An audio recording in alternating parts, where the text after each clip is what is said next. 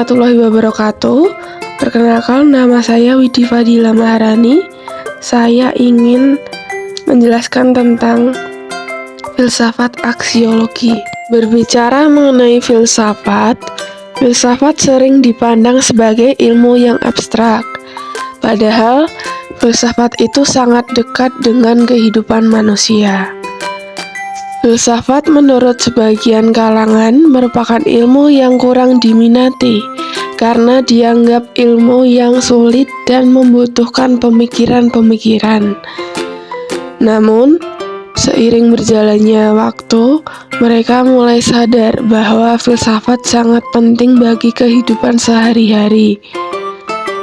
Kalau kita berbicara tentang filsafat aksiologi, tentunya tidak sah guys kalau kita tidak tahu arti dari filsafat aksiologi. Filsafat dalam bahasa Arab artinya falsafah, dan dalam bahasa Yunani berarti filosofia. Dari kata philos yang mempunyai arti cinta, dan sophia berarti pengetahuan.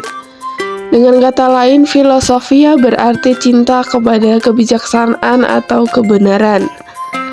Sedangkan aksiologi berasal dari bahasa Yunani, yaitu axios, dan artinya adalah nilai, dan dari kata logos artinya teori, yang berarti teori tentang nilai.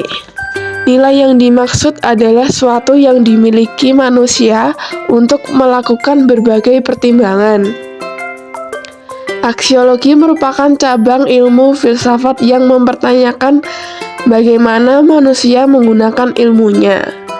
Jadi, yang ingin dicapai dalam aksiologi adalah hakikat dan manfaat yang terdapat dalam suatu ilmu pengetahuan.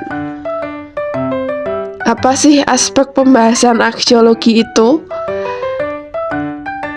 Aspek pembahasan aksiologi membahas tentang masalah nilai atau moral yang berlaku di kehidupan manusia. Dari aksiologi secara garis besar, muncullah dua cabang filsafat, yaitu membahas aspek kualitas hidup manusia, etika dan estetika. Yang pertama, etika adalah salah satu cabang ilmu filsafat yang membahas tentang moralitas nilai baik serta juga buruk. Dalam hal tersebut, para ahli membagi etika menjadi dua. Yang pertama ada etika deskriptif, dan yang kedua ada etika normatif. Etika deskriptif merupakan cara melukiskan tingkah laku moral, misalnya adat kebiasaan, atau anggapan mengenai baik dan buruk. Yang kedua, ada etika normatif. Etika normatif ini mendasarkan pendiriannya atas norma. Ia dapat mempersoalkan norma yang diterima seseorang atau juga masyarakat itu dengan secara lebih kritis dan dapat mempersoalkan apakah norma itu benar atau tidak. Kemudian estetika.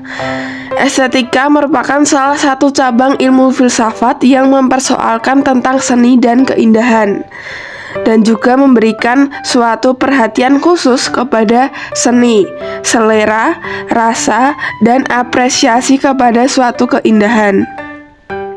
Secara ilmiahnya, estetika ini yaitu ilmu yang mengenai nilai-nilai yang dihasilkan dari emosi sensorik yang biasa dikenal dengan sebutan sentimentalis atau cita rasa. Estetika dibagi menjadi dua. Yang pertama ada estetika deskriptif dan estetika normatif. Perbedaan keduanya tersebut adalah kalau deskriptif itu menguraikan atau mendefinisikan fenomena-fenomena pengalaman keindahan. Normatif itu menyelidiki atau mempersoalkan kejadian keindahan atau fenomena tersebut. Ada juga yang membagi etika ke dalam filsafat seni, yaitu philosophy of art dan philosophy of beauty. Jadi, Intinya, estetika ini membahas mengenai apakah keindahan itu dan apakah nilai indah itu berupa objektif atau subjektif.